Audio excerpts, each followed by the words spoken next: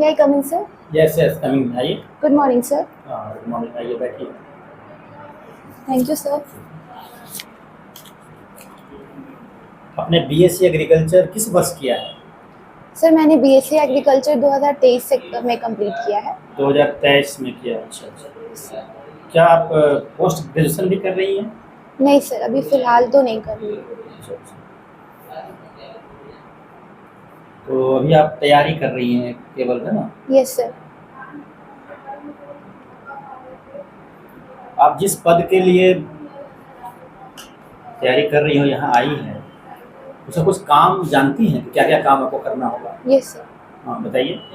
Sir BAO को जिस block पे भी पोस्टिंग दी जाती है, वहाँ के जो भी कृषि से रिलेटेड जो भी कार्य हैं, जैसे कि वहाँ के फार्मर्स को अवेयर करना, जो सरकार की तरफ से जो सरकार की जो भी स्कीम है उसके बारे में बहुत सारे फार्मर्स को नहीं पता होता है, उसके बारे में उनको अवेयर करना।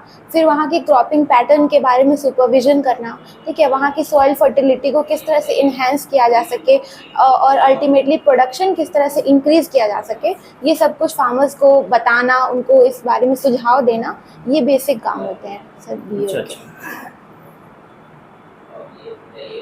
यदि मान लीजिए कि आप उसे ज्वाइन करने के लिए गई, यस है सर। ना? ज्वाइनिंग के दिन वहाँ जाते ही आपको पता चला कि वहाँ के कुछ किसान वहाँ पर धरना दिए हुए हैं, यस सर। मतलब आपके ऑफिस के सामने धरना दिए हुए हैं, आपने अभी ज्वाइन भी नहीं किया, और हो सकता है आपको जाने में भी कठिनाई हो रही हो, जाने में भी वो लोग डिस्टर्ब कर रहे हो।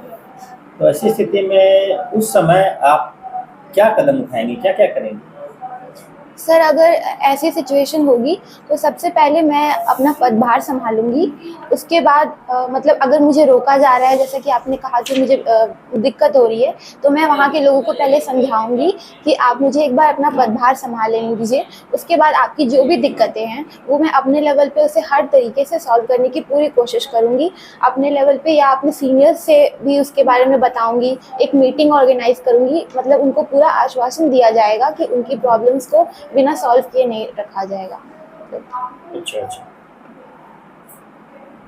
फिर भी वो नहीं मान रहे हैं, तब क्या करेंगे?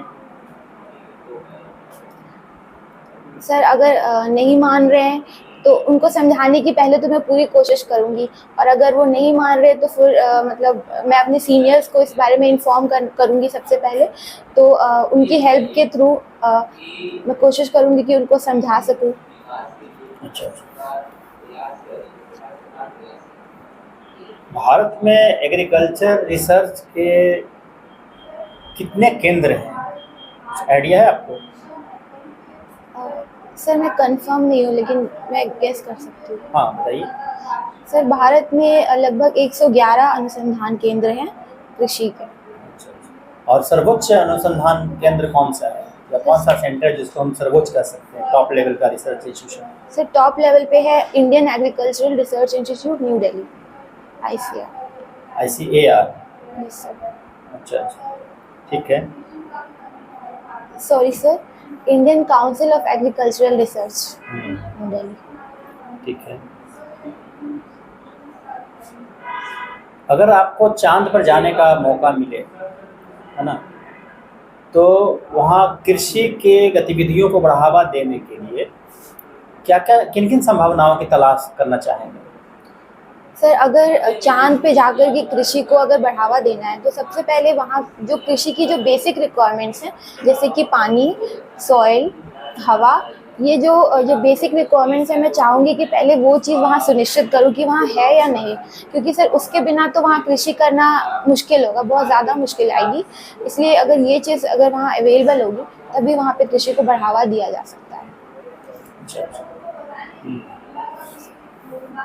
एग्रीकल्चर में आप पढ़ी होंगी मेंडल्स का लॉ, यस पढ़ी हैं? सर। Yes sir. क्या कहता है मेंडल्स? सर मेंडल के बेसिकली 3 लॉ होते हैं, law of dominance, law of independent assortment and law of segregation. Law of dominance कहता है कि जैसे मेंडल सर ने बेसिकली जो गार्डन पी पे वर्क किया था, तो लॉ ऑफ डोमिनेंस के थ्रू उन्होंने ये बताया था कि कोई भी अलील होता है ना वो पेयर में होता है, इसमें कि एक जो पार्ट होता है वो डोमिनेंट होता है, दूसरा रिसेसिव होता है। तो डोमिनेंट वाला अपना ट्रेट शो करता है अपनी ऑफस्प्रिंग्स में। लॉ ऑफ इंडिपेंडेंट असॉर्टमेंट ये बताता है कि कोई भी दो ट्रेट अपने मतलब इंडिपेंडेंटली वो ऑफस्प्रिंग में असॉर्ट हो सकते हैं, कोई ऐसा लिंकेज की प्रॉब्लम नहीं आएगी। और तीसरा जो है लॉ ऑफ सेग्रीगेशन, वो बताता है कि जो पेयर में जो एलील होते हैं वो भी सेग्रीगेट हो सकते हैं जब वो मतलब गैमीट में फॉर्मेशन करते हैं। ये बताइए आप हमें एग्रीकल्चर में कमर्शियल एग्रीकल्चर और मिक्स्ड एग्रीकल्चर में क्या अंतर है? सर कमर्शियल एग्रीकल्चर हम लोग जो करते हैं उसमें हमारा बेसिक जो मोटिव होता है वो ये होता है कि जो प्रोडक्शन हो वो कमर्शियल लेवल पे हो, उसको मार्केट तक पहुंचाया जा सके। और जो मिक्स्ड एग्रीकल्चर की बात आपने की, मिक्स्ड एग्रीकल्चर में हम लोग, क्योंकि सर एग्रीकल्चर एक वाइड टर्म है तो उसमें हम लोग उसमें एनिमल हस्बेंड्री वगैरह भी आती है। तो मिक्स एग्रीकल्चर का मतलब हो गया कि सिर्फ क्रॉप्स नहीं, उससे अलावा भी जैसे हस्बेंड्री, पोल्ट्री फार्मिंग, ये सब भी अगर मिला जुला के करें तो उसको मिक्स एग्रीकल्चर कह सकते हैं। अच्छा, आपने देखा होगा कि आज के संदर्भ में भारत खाद्यान्न के क्षेत्र में आत्मनिर्भरता हमने प्राप्त कर लिया है। आत्मनिर्भरता किसके क्षेत्र में? खाद्यान्न के क्षेत्र में आत्मनिर्भरता हमने प्राप्त कर लिया, लेकिन फिर भी जो ग्लोबल हंगर इंडेक्स में देखा गया कि अभी भी रिपोर्ट, अंतर्राष्ट्रीय रिपोर्ट आ रही है कि अभी भारत के लगभग 27% के आसपास में लोग सो रहे हैं। इसके पीछे क्या कारण है? सर जो मतलब हमारे देश ने आत्मनिर्भरता ज़रूर हासिल की है, लेकिन सर अभी भी ना प्रोडक्शन उस लेवल पे नहीं हो पा रहा है, क्योंकि सर हमारे इंडिया की पॉपुलेशन बहुत ज़्यादा है, ठीक है। तो उसके अकॉर्डिंग अगर देखा जाए तो प्रोडक्शन उस लेवल पे नहीं है जैसे कि हमारे बहुत सारे, क्योंकि इंडिया में स्मॉल एंड मार्जिनल फार्मर्स की संख्या बहुत ज़्यादा है, तो उनके पास जैसे कि कोई भी फार्म मशीनरी वगैरह या न्यू टेक्निक्स जो होते हैं उनके पास अभी उस लेवल पे पॉसिबल नहीं है, उनको नहीं मिली है, जिसकी वजह से उनका प्रोडक्शन उतना हाई नहीं है। तो फिर भी कुछ जो है परसेंट हमारे पॉपुलेशन का वो हंगर को फेस करता है। आपके कहने अनुसार कि अभी मेरा प्रोडक्शन उतना नहीं हो रहा है, तो प्रोडक्शन जब नहीं हो रहा है तो फिर मेरा जो एक्सपोर्ट जो है, एक्सपोर्ट तो बहुत ज़्यादा हम कर रहे हैं आपके विदेशों को, फिर किस आधार पर आप कह सकते हैं हमने उसको नहीं प्राप्त किया? सरप्लस मेरे पास प्रोडक्शन है। सर ऐसे कुछ एरिया में जहाँ के फार्मर्स उतने अवेयर नहीं है, मे बी वहाँ के पॉपुलेशन को ये ज़्यादा फेस करना पड़ेगा। अच्छा, चलिए, अंतर्राष्ट्रीय समाचार तो पढ़ती होंगी आप। कुछ दिन पहले आपको ईरान के राष्ट्रपति की डेथ हो गई थी इलेक्ट्रिक केस में, मालूम है आपको? सॉरी सर, मुझे नहीं। अच्छा, जो नेचुरल जो क्लैमिटी, जो बिहार की सबसे बड़ी समस्या आपको बाढ़ और सुखाड़ जो है, तो ये हमारे बिहार के एग्रीकल्चर पे किस प्रकार आपको नकारात्मक रूप से प्रभाव डाल रहा है? सर जैसे सबसे बेसिक, जैसे कोसी नदी को हम लोग बिहार का शोक कहते हैं, उसकी वजह से जो नॉर्थ ईस्टर्न पार्ट में ज़्यादातर फ्लड आ जाता है, तो वहाँ से सर उसमें क्रॉप का प्रोडक्शन जो बहुत ज़्यादा अमाउंट में लॉस हो जाता है। इसी तरह से कुछ एरिया में सर ड्रॉट की भी कंडीशन देखने को मिलती है। सर एग्जैक्ट लोकेशन मतलब मैं नहीं बता सकती, लेकिन सर कुछ एरिया में ड्रॉट की भी कंडीशन देखने को मिलती है, तो वहाँ से भी प्रोडक्शन का काफ़ी लॉस हो जाता है। इसकी समस्या के समाधान के लिए कौन सा आप ब्लॉक एग्रीकल्चर ऑफिसर होने के नाते आप इसके समस्या के समाधान के लिए कौन कौन सा उपाय अपना सकते हैं? सर जैसे जहाँ पे सूखे की समस्या ज़्यादा है वहाँ पे हम लोग ड्राई फार्मिंग कर सकते हैं। ड्राई फार्मिंग में बेसिकली जैसे कि सॉइल का अगर मॉइस्चर को कंजर्व करके रखना है तो हम लोग वहाँ पे मल्चिंग कर सकते हैं। दूसरी चीज़ सर हम लोग वैसे क्रॉप्स को ग्रो कर सकते हैं जिसमें वाटर रिक्वायरमेंट कंपेरेटिवली कम हो। तो अगर कंडीशन है, सूखे की समस्या है, तो भी प्रोडक्शन उतना हार्म नहीं होगा। और अगर सर जहाँ पे वाटर की समस्या ज़्यादा, फ्लड वगैरह आ जाता है, तो सर इसकी तैयारी हम लोगों को, जैसे क्योंकि अक्सर ऐसा होता है, ऐसा नहीं कि बिल्कुल अचानक से फ्लड आए, अक्सर ऐसा होता है, तो सर उसकी तैयारी हमें पहले से करके रखनी पड़ेगी कि अगर मतलब फ्लड आ गया या इस तरह का कुछ, तो उस वक्त हम क्या मेजर मतलब अप्लाई करेंगे। अच्छा, मिट्टी के बारे में तो आपने कुछ जाना होगा बिहार के बारे में, बिहार की मिट्टी की सॉइल। अच्छी बाल सुंदरी जो सॉइल है आपको और बल्फर सॉइल है, ये दोनों के लोकेशन किस किस साइड में है बिहार के? Sorry sir, exact location. Bihar में एग्रीकल्चर के कुछ रिसर्च इंस्टीट्यूट्स का अगर आप नाम बता सकते यस सर। हैं। रिसर्च इंस्टीट्यूट सर पटना में पोटैटो रिसर्च इंस्टीट्यूट है। उसके बाद सर दरभंगा में मखाना का रिसर्च इंस्टीट्यूट है। मुजफ्फरपुर में लीची का भी रिसर्च इंस्टीट्यूट है सर। एक आपने नाम सुना है BISA, Borlaug institute of South Asia, Bihar में सर ही है। नाम नहीं सुना। Borlaug institute of South Asia Bihar में है, समस्तीपुर में। ये बताइए कि आपने पढ़ा, जानती होंगे आपके राजेंद्र एग्रीकल्चर यूनिवर्सिटी जो है उसकी एस्टेब्लिशमेंट कब हुई थी, कब यहाँ एस्टेब्लिश हुआ था?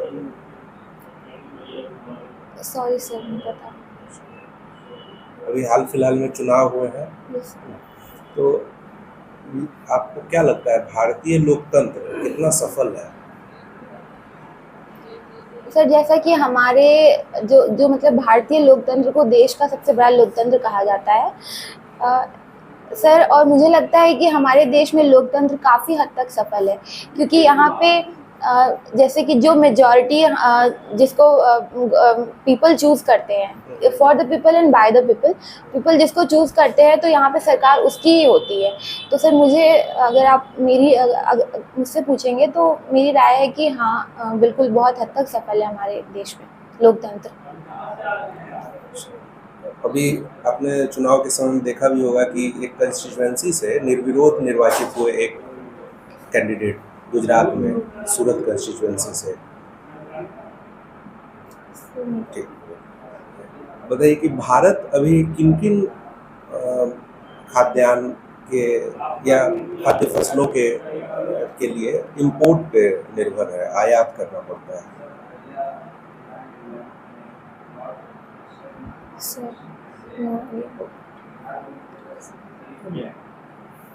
अच्छा, आपने अपने हॉबी में लिखा है जर्नलिंग। Yes sir. क्या करती हैं आप? सर जैसे मेरे डे टू डे लाइफ के बारे में जो भी फीलिंग्स है या जो एक्सपीरियंसेस मैं फेस करती हूँ, उसे मैं एक पेज पे बेसिकली अपनी डायरी में लिखना पसंद करती हूँ। अच्छा अच्छा।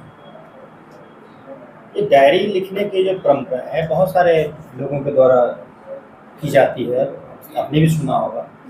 कुछ महत्वपूर्ण व्यक्तियों के नाम बताइए जिन्होंने डायरी लेखन को अपना हॉबी बनाया था या डायरी लिखते थे।